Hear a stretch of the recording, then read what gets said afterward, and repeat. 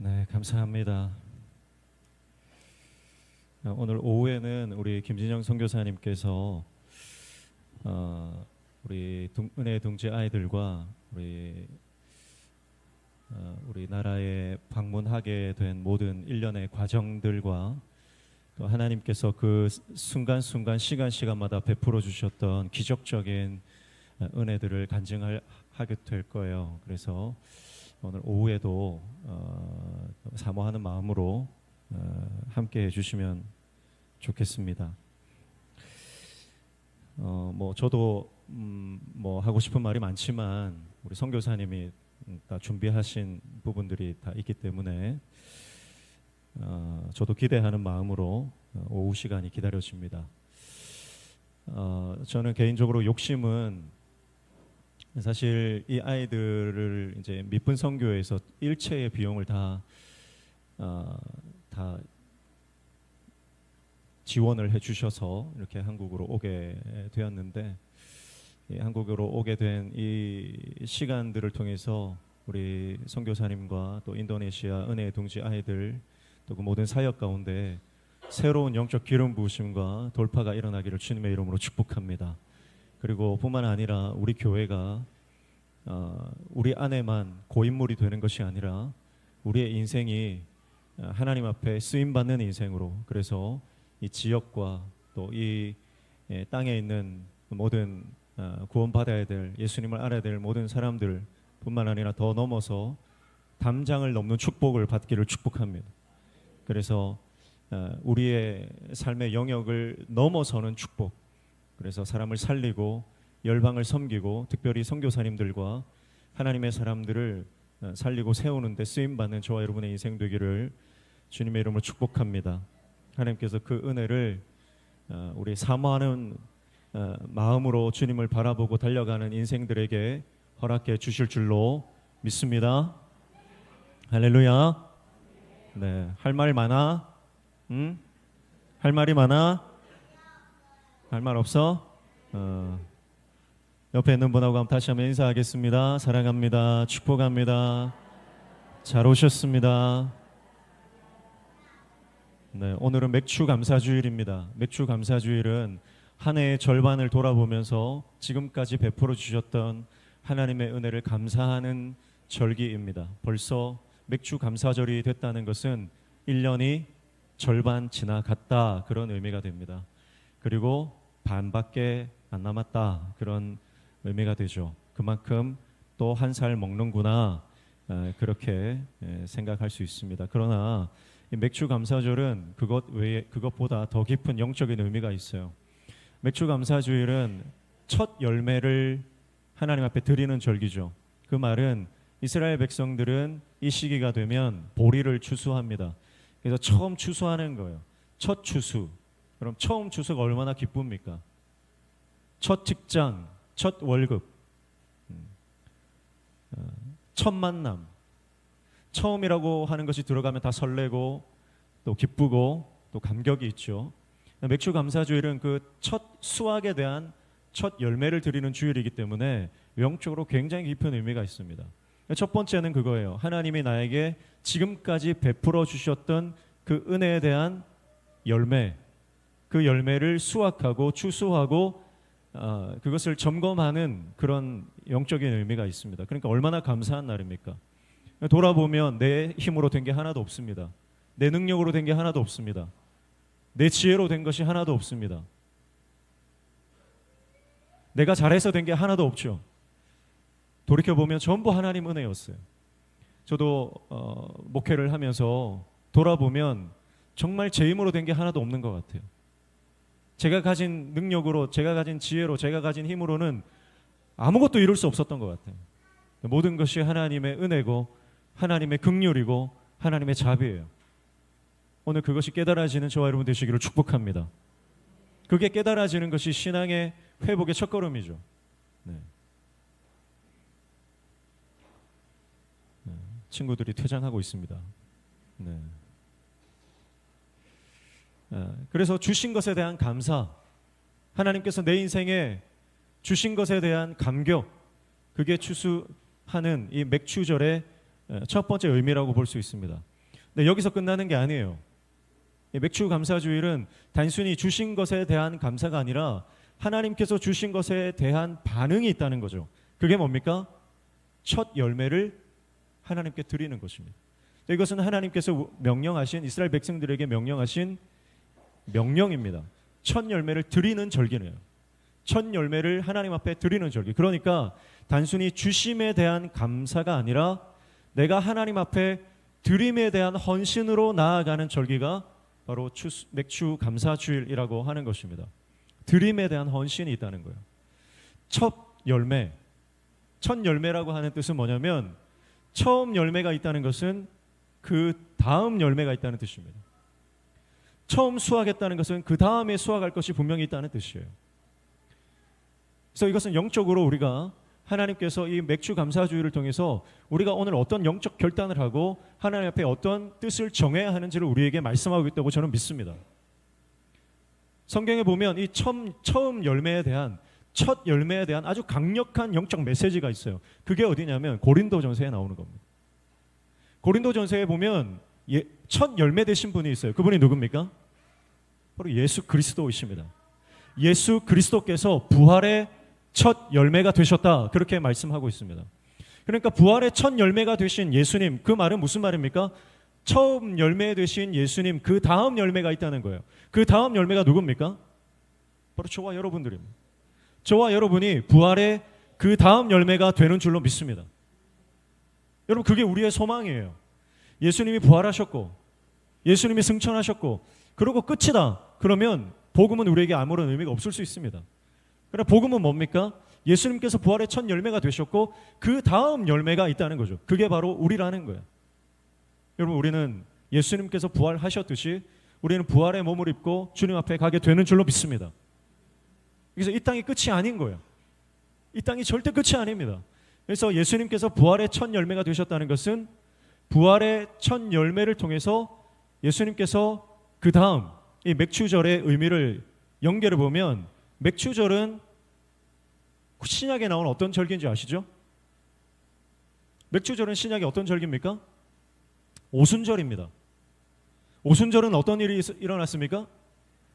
오순절 다락방 성령 강림 사건이 일어난 것입니다. 그러니까 맥주절의 영적 의미는 성령 강림, 새로운 영적 시대를 여는 그런 영적인 대전환의 사건이 있는 절기가 맥주절이에요. 자, 이 맥주절에 뭘 드린다고요? 첫 열매를 드리는 거예요. 첫 열매를 드리는 맥주절에 성령 강림의 강력한 영적 사건, 새로운 영적 시대가 도래했다는 겁니다. 자, 이것을 가능하게 했던 것이 뭐냐면 바로 예수 그리스도께서 첫 열매로 하나님께 드려진 바 되었기 때문입니다. 예수님께서 자신을 부활의 첫 열매로 드리신 거예요. 그래서 예수님께서 그 첫 열매를 들으시고 난 이후에 오순절 성령 강림 사건의 성령의 새 시대를 여시는 겁니다.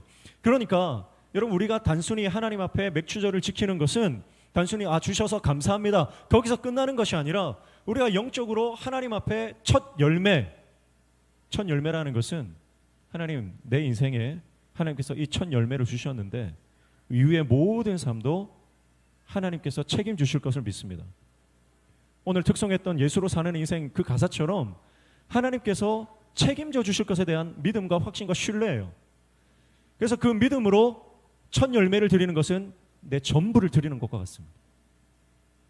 그래서 예수님께서 자신을 첫 열매로 하나님 앞에 전부를 드리셨을 때 이제 구약의 시대는 마감하고 성령의 시대, 새로운 시대, 영적인 시대가 시작되는 것을 볼 수 있습니다. 그러니까 이 추수감사주일에 우리가 맥주감사주일에 우리가 영적으로 결단해야 될 것은 하나님, 내 인생을 하나님 앞에 온전히 첫 열매로 내어 드릴 때 하나님께서 우리의 가정과 우리 교회 안에 새로운 영적 시대를 펼쳐주실 것을 믿습니다 하는 영적인 결단의 의미가 있는 줄로 믿습니다. 여러분, 그래서 예수 그리스도께서 첫 열매가 되셨다는 것은 구약과 신약을 통틀어서 계속해서 하나님의 사람들을 통해서 예표되어졌던 사건입니다. 아브라함을 보십시오. 아브라함은 하나님께서 내가 너에게 아들을 줄게, 열방의 조상이 되게 할 것이다, 믿음의 조상이 되게 할 것이다, 약속의 말씀을 주셨습니다. 75세 때 그 말씀을 받았습니다. 그래서 그 말씀을 받고 난 이후에 아브라함은 더 절실하게 기도했을 겁니다. 물론 그 전에도 기도했겠죠. 물론 그 전에도 아들이 없었잖아요. 아들을 달라고 얼마나 기도했겠어요. 그런데 하나님이 그에게 나타나셔서 말씀하시고 하나님의 언약의 말씀을 그가 받았을 때 그의 기도는 더 간절해지고 더 절실해졌을 겁니다. 그래서 그의 기도는 뭐냐면 아들 달라는 기도였어요. 아들 주십시오. 그런데 그 기도가 영적으로 전환되는 시점이 있어요. 그 시점이 어디냐면 모리아산에서 그 아들 이삭을 하나님께 드릴 때입니다.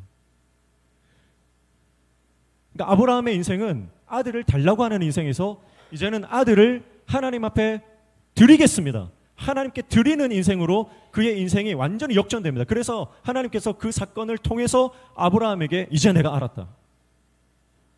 완전히 영적으로 갈팡질팡하고 그리고 흔들렸던 아브라함의 인생이 영적으로 완전히 대전환이 일어났음을 하나님이 선포해 주시는 거예요. 달라고 하는 인생에서, 주심에 대해서 감사하는 인생에서 이제는 하나님께 드리는 헌신의 인생으로 완전히 역전된 거예요. 오늘 그 영적인 전환의 역사가 오늘 우리 인생 가운데 있기를 축복합니다. 여러분, 우리가 주님 앞에 나와서, 교회 나와서 드리는 기도가 뭐예요? 하나님, 나 이것도 주시고 저것도 주시고 이것도 해결해 주시고 건강도 주시고 나 돈도 좀 주시고 승진도 하게 해주시고 우리 자녀들 다 잘되게 해주시고 전부 보면 주세요, 주세요, 주세요. 그 기도예요. 그런데 우리가 하나님 앞에 첫 열매를 드리고 우리의 인생을 하나님 앞에 드리기 시작할 때 그 기도가 바뀌어요. 그 기도가 뭐로 바뀝니까? 하나님, 이제 내가 내 인생을 주님께 드리겠습니다. 나를 사용해 주십시오. 나를 통해 일해 주십시오. 나를 통해 이 땅이 변화되게 해 주십시오. 나를 통해 하나님의 나라가 이 땅에 임하게 해 주십시오. 나를 통해 어린 영혼들이 살아나는 역사가 일어나게 도와주시고 나를 통해 선교사님들이 위로받는 역사가 일어나게 도와주시고 열방 가운데 흩어져 있는 하나님의 사람들이 예배자로 세워지는 역사가 나를 통해 일어나게 도와주십시오. 그렇게 자신을 드리는 인생으로, 건강과 재정과 시간과 자신의 모든 삶을 드리는 인생으로 변화되는 역사가 일어나게 될 줄로 믿습니다. 저는 여기에 앉아있는 우리 모든 학생들이, 어린 친구들이 하나님 앞에 그렇게 헌신하고 결단하는 역사가 일어나기를 주님의 이름으로 축복합니다. 공부에서 남주는 인생, 할렐루야. 성공해서 남주는 인생. 여러분, 하나님 원하시는 그런 인생 아닙니까? 요셉을 보십시오. 요셉은 예수 그리스도를 예표하는 아주 훌륭하고 그리고 대표적인 인물 중에 한 명 아닙니까? 요셉이 꿈을 꾸잖아요. 12별과 해와 달이 자기에게 절하는 꿈을 꿉니다. 볕단들이 자기 볕단에게 절하는 꿈을 꿉니다. 요셉은 그 꿈을 항상 간직했죠. 그리고 그 꿈이 이루어집니다. 그가 요셉 애굽의 총리가 되었을 때 그 형들이 자기 앞에 무릎 꿇고 절하는 모습을 보면서 그가 10대 때 꿈꾸었던 하나님의 꿈이 이루어지는 것을 보면서 전율합니다. 감격합니다. 막 몸서리치도록 그의 인생 가운데 하나님의 역사를 경험합니다. 그런데 여기서 요셉의 인생이 끝나지 않습니다. 하나님이 내 꿈을 이루어 주셨구나. 거기에서 끝나지 않습니다.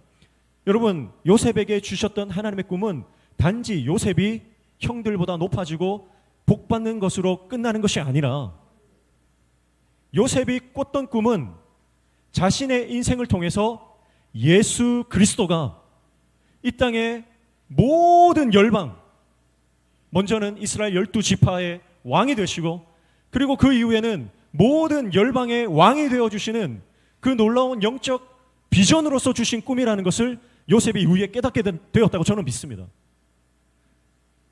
여러분, 우리는 요셉이 꿈꿨던 것처럼 우리도 높아지고 우리도 모든 사람들로부터 인정받고 칭찬받고 존경받고 그 사람들이 나에게 와서 머리 조아리는 그것을 꿈꿉니다. 근데 그 중심에서 경배받고 예배받던 자가 나중에 요셉은 깨달았던 것 같아요. 이게 내가 아니구나. 여기서 예배받으시는 분 예수 그리스도시구나. 저는 선지적인 그런 깨달음이 요셉에게 분명히 있었다고 저는 믿어요. 그래서 요셉은 열방을 섬기는, 사람을 살리는 인생이 된 겁니다. 창고에 곡식을 드리고 그리고 그 창고에 드린 곡식으로 열방을 먹여 살리죠. 그래서 야곱이 예언했던 것처럼 그 가지가 담을 넘는 열방을 섬기는, 할렐루야. 여러분, 다윗도 마찬가지 아닙니까? 다윗의 시편을 보면요, 다윗의 시편은 항상 예수 그리스도를 꿈꾸는 것을 볼 수 있습니다. 다윗은 단순한 왕이 아니에요. 이스라엘의 위대한 왕, 우리나라 뭐 세종대왕처럼 위대한 왕이야 그 정도로 끝나는 인물이 아니라 다윗은 선지자였습니다. 하나님의 비전과 하나님의 꿈과 하나님께서 보여주시는 그 구속사적인 미래를 내다보는 인물이었어요. 그래서 다윗이 기도할 때, 다윗이 찬양할 때 하나님께서 그런 비전들을 계속 보여주시면서 다윗은 시편에 예수 그리스도를 상징하는 단어와 문장들을 어마어마하게 쏟아내 놓고 있습니다. 그는 본 거예요. 그리스도를 본 거예요. 여러분, 우리 인생이 마찬가지입니다. 한나를 보십시오. 한나는 아들 달라는 기도로 해서 나중에 어떻게 됩니까? 하나님, 내가 이 아들 드리겠습니다 하는 기도로 전환됩니다. 여러분, 모든 하나님의 사람들을 보십시오. 달라고 하는 기도, 해결해 달라고 하는 기도, 문제를 풀어달라고 하는 기도, 눌려있고 묶여있고 막혀있는 인생에서 풀어달라고 하는 기도에서 나중에 한 단계 더 나아갑니다. 하나님, 내가 묶여있는 곳에 나아가서 하나님의 자유를 선포하고 푸는 인생, 묶여있는 것을 풀어내는 인생, 막혀있는 것들을 자유케 하는 인생으로 하나님, 내가 쓰임받기를 원합니다. 그것을 위해서 자기를 드리는 겁니다. 그게 첫 열매입니다. 사도 바울을 보십시오.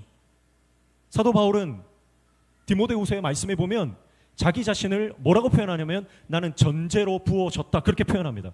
전제가 뭡니까? 하나님 앞에 부어드리는, 포도주로 부어드리는 한 방울도 남김없이 그 담겨있는 모든 포도주를 제단에 다 쏟아 부어드리는 제사가 전제입니다. 자신의 인생을 어떻게 표현하냐면 하나님, 나는 전제로 다 부어졌습니다.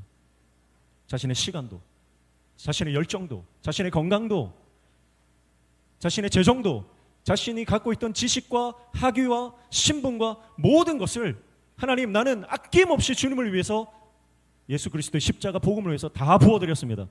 마지막 그가 순교하기까지, 자신의 목숨을 다 내어놓기까지 그는 모든 것을 다 쏟아부었습니다. 여러분, 그게 첫 열매입니다. 내가 하나님 앞에, 하나님이 나에게 첫 열매를 주셨다는 것은 이후에도 두 번째, 세 번째, 네 번째, 다섯 번째, 100번째, 10,000번째까지 나에게 책임져 주신다는 의미예요. 그리고 내가 그 하나님 앞에 반응해서 첫 열매를 드린다는 것은 내 인생의 헌신이 한 번으로 끝나는 것이 아니라, 단회적인 사건이 아니라 계속해서 지속적으로 연속적으로 내 인생 전체를 하나님 앞에 드리겠다라고 하는 영적 헌신이요 결단이요 뜻을 정하는 사건인 줄로 믿습니다.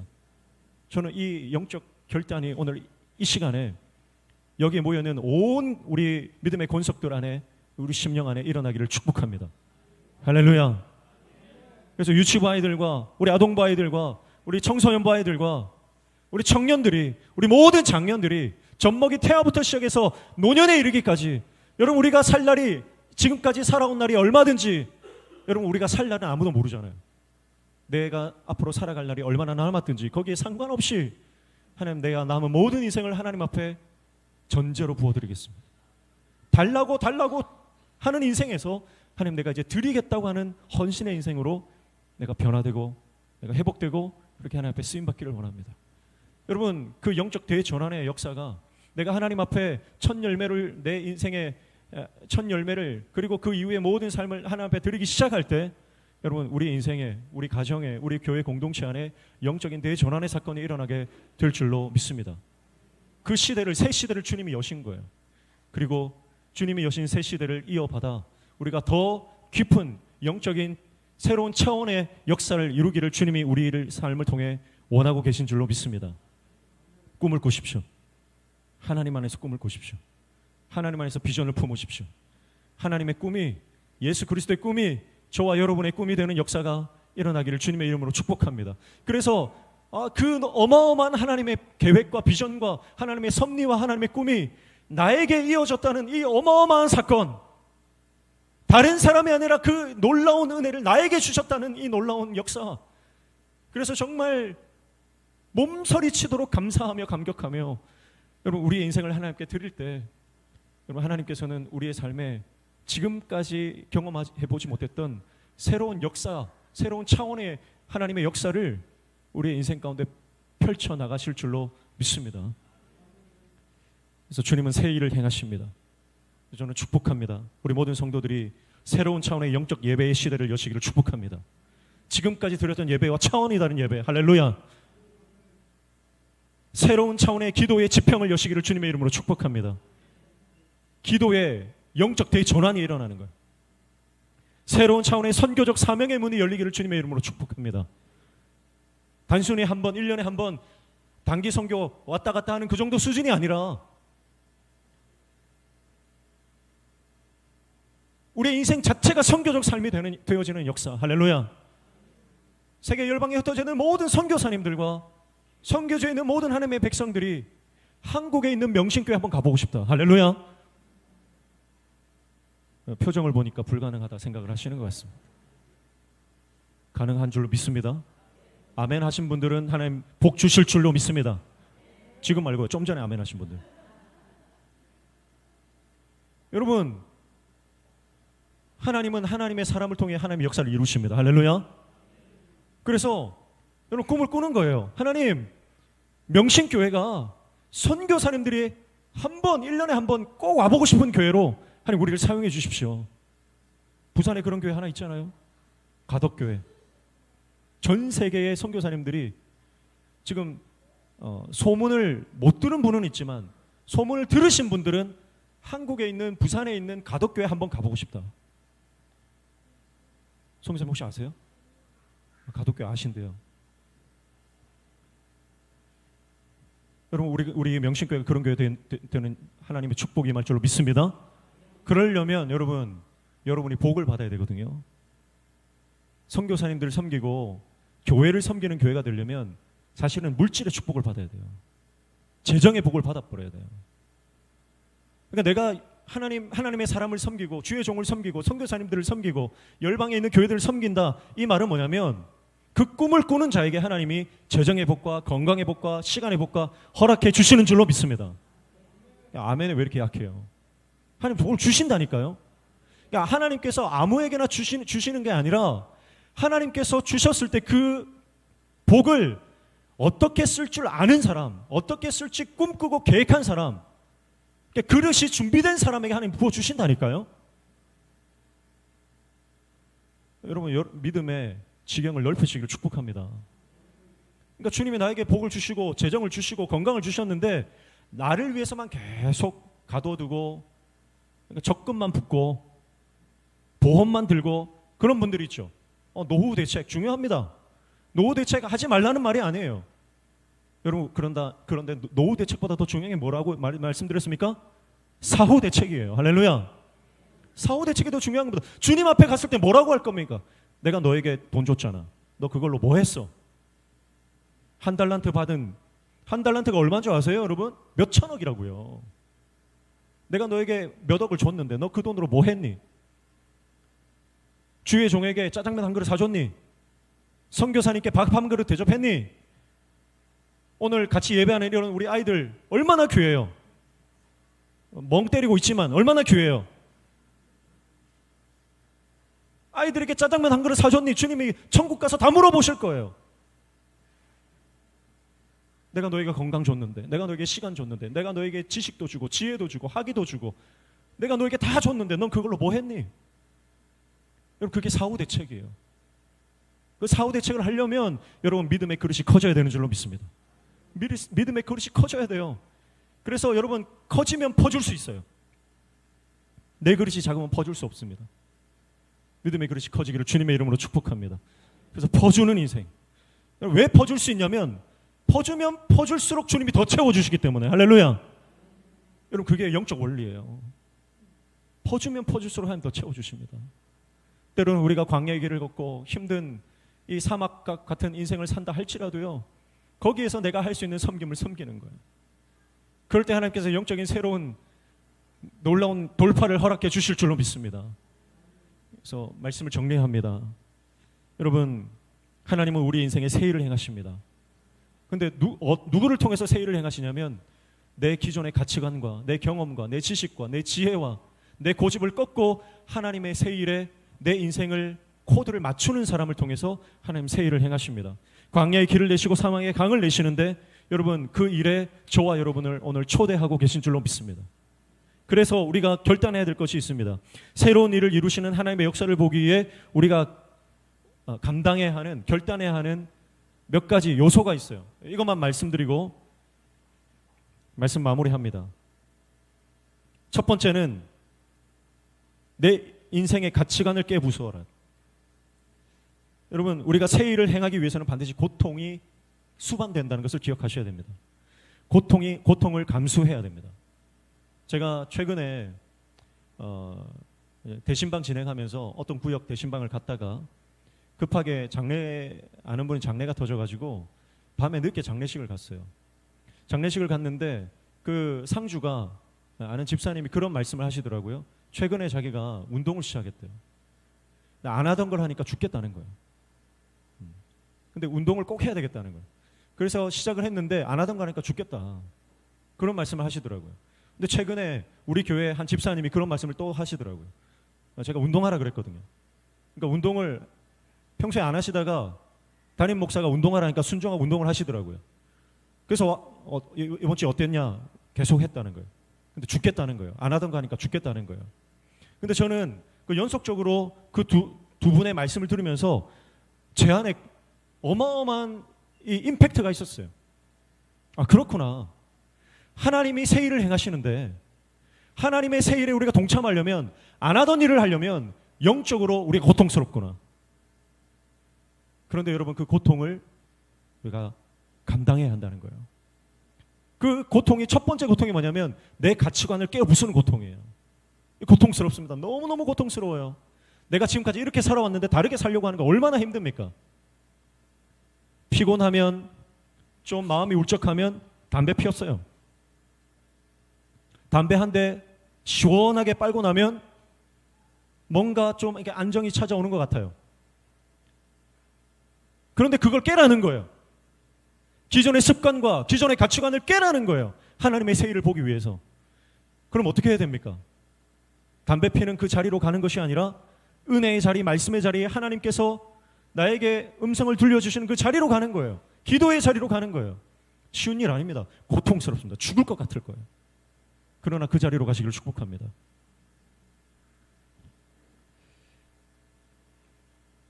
기존의 가치관이 깨지기 위해서는 철저히 자기 부인이 돼야 됩니다. 자기 부인. 제가 금요일에도 말씀드렸고 수요일에도 말씀드렸는데 성광교회 말씀드렸잖아요. 제가 사실은 어제도 우리 우이동교회 가서 기도회 하면서 학생들, 우리 선생님들에게 얘기했거든요. 성광교회가 얼마 전에 그 신의 악단 영화 개봉했잖아요. 그때 오후 예배, 우리 오늘 오후 예배 안 드리고 신의 악단 보러 가겠습니다.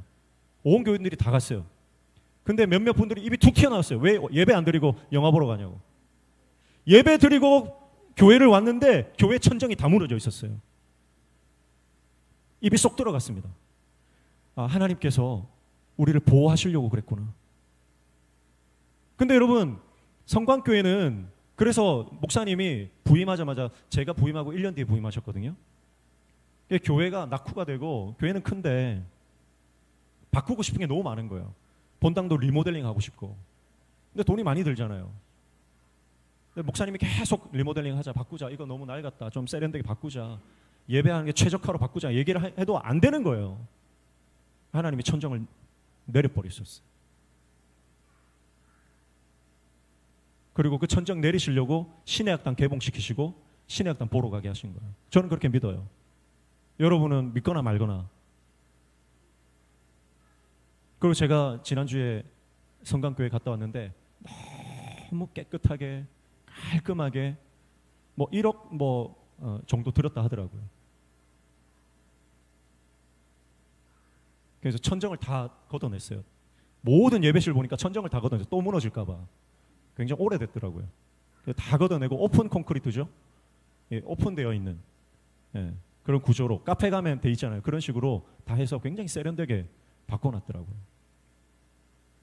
여러분, 내 가치관을 깨기 위해서는요, 내 인생의 천정을 깨부수고 무너뜨리는 고통이 있어야 되는 거예요. 기존에 하던 대로는 절대 하나님의 새 일을 볼 수가 없습니다. 오늘 저희 여러분이 주님 안에서, 성령 안에서 새로운 하나님의 역사를 이루는 하나님의 종 되시기를 축복합니다. 두 번째는 순종의 고통을 감수해야 됩니다. 순종의 고통.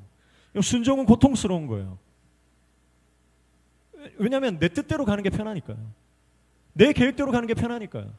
근데 하나님의 뜻은 내 계획과 너무 반대일 경우가 많아요. 여러 번 말씀드렸지만 선교사님들이, 지난번에도 베트남 선교사님, 우리 김승봉 선교사님이 내 뜻이 아닌 게 다 하나님의 뜻이었습니다. 저는 그 워딩이 잊혀지지가 않습니다. 그분이 20년 이상 베트남에서 선교하면서 뭐 이뤄놓은 게 없잖아요. 공산국가에서 교회도 세울 수 없고. 그런데 하나님께서 길을 여시는데 내 뜻 아닌 게 다 하나님 뜻이었다고. 사실 출발부터 틀렸거든요. 출발부터. 우리 김승봉 선교사님은 베트남 갈 생각이 없던 분이에요. 중국 가려고 다 준비하고 몇 년 동안 중국 갈 준비를 다 하셨는데 하나님 트신 거예요. 트신 거예요. 내 뜻이 아닌 게 하나님 뜻이다. 여러분, 오늘 저와 여러분이 순종의 종 되시기를 축복합니다. 그런데 기억하십시오. 순종하는 거 고통스러운 겁니다. 세 번째는 기도의 고통을 감수하라는 겁니다. 여러분, 기도의 고통을 감수하셔야 됩니다. 여러분, 기도는 감정으로 하는 게 아닙니다. 기도는 사명인 줄로 믿습니다. 그 사명의 자리를 지키셔야 돼요. 내가 오늘은 좀 기도할 마음이 안 나도 기도해 가. 내가 오늘 기도할 상황이 아니라도 기도해야 되는 거예요. 고통스러워도 기도하는 거예요. 기도하면 역사가 일어나고 하나님의 역사를 우리가 보게 되는 줄로 믿습니다. 그게 기도예요. 네. 고통스러운 거예요. 그러나 고통을 감수해야 됩니다. 그러면 세 가지에 대해서 말씀 더 많겠죠. 근데 제가 준비한 세 가지입니다. 근데 여러분, 그럼 고통스럽고 끝나느냐? 그렇지 않다는 거예요. 여러분, 운동을 하면 4점이라고 있습니다. 전에도 한번 말씀드렸던 것 같아요. 4점. 데드 포인트가 있어요. 막 달리기를 하면요, 막 숨을 못 쉴 것 같아요. 더 이상 내가 이 운동을 지속할 수 없을 것 같은 그 4점이 옵니다. 여러분, 아마 학창 시절에 교과서에서 그 체육 시간에 다 배우셨을 거예요. 데드 포인트가 있는 거예요. 그런데 그 고통스러운 데드 포인트를 지나면, 그 4점을 돌파하고 통과하면 몸이 날아갈 것 같아요. 여러분, 영적인 원리도 마찬가지예요. 여러분, 우리가 내 가치관을 깨는 거, 자기 부정하는 거 어렵습니다. 고통스럽습니다. 데드 포인트가 있습니다. 내가 순종하는 것도 데드 포인트가 있어요. 고통스러워요. 내가 기도의 사명을 감당하는 것도 고통스럽고 죽을 것 같은 때가 있습니다. 그러나 그 데드 포인트, 영적 데드 포인트를 지나면 자유가 임하는 줄로 믿습니다. 그래서 순종하는 것이 기쁨이 되고, 기도하는 것이 기쁨이 되고, 내 자아를 죽이고 주님의 뜻을 따르는 것이 기쁨이 됩니다. 저는 그런 영적인 대전환의 역사가 오늘 우리 모든 성도들에게 임하기를 축복합니다. 그러면 저는 어떠냐? 그러면 목사님은 어때요? 그 데드 포인트 지나셨어요? 저는 지나고 있어요. 저도 아직 못 지났는 것 같아요. 저도 아직 고통스러워요. 저도 주님 뜻 따라가는 게 고통스러워요. 저도 여전히 하나님 앞에 예배하고, 여전히 하나님 앞에 기도하고, 여전히 믿음의 자리를 지키는 것이 때로는 고통스럽습니다. 그리고 부담스러울 때가 있습니다. 그러나 하나님께서 반드시 이 우리의 영적인 이 데드 포인트를 우리 모든 성도들이 지나게 하시는 역사를 허락해 주실 줄로 믿습니다. 함께 지납시다. 함께 이곳을 통과합시다. 함께 이 터널을 통과하여 여러분, 순종이 기쁨이 되고, 기도가 기쁨이 되고, 내 자아가 죽고 주님이 드러나는 것이 너무나 자연스러운 영적인 현상이 되어지는 것이 오늘 우리 교회의 영적 체질이 되고, 우리의 DNA가 되고, 우리의 모습이 되어서 우리를 통해서 하나님께서 이 땅을 살리실 뿐만 아니라 열방을 섬기는 교회로 우리를 하나님께서 쓰실 줄로 믿습니다. 그 꿈을 함께 꿉시다. 그 꿈을 함께 꾸고 하나님 앞에 함께 헌신하며, 오늘부터라도 내 인생의 첫 열매를 하나님께 드리기 시작할 때 하나님께서 이후의 모든 상황들을 주님의 섭리와 역사와 경륜으로 책임지시고 돌보시고 간섭하시고 역사하시는 은혜를 경험케 하실 줄로 믿습니다. 그래서 저 오늘 이 찬양 했으면 좋겠어요. 밀랄이라는 찬양. 우리 지난 태국 단기팀 우리 주제가였는데 이 찬양 하면서 한번 기도하기를 원합니다. 반주해 주시죠.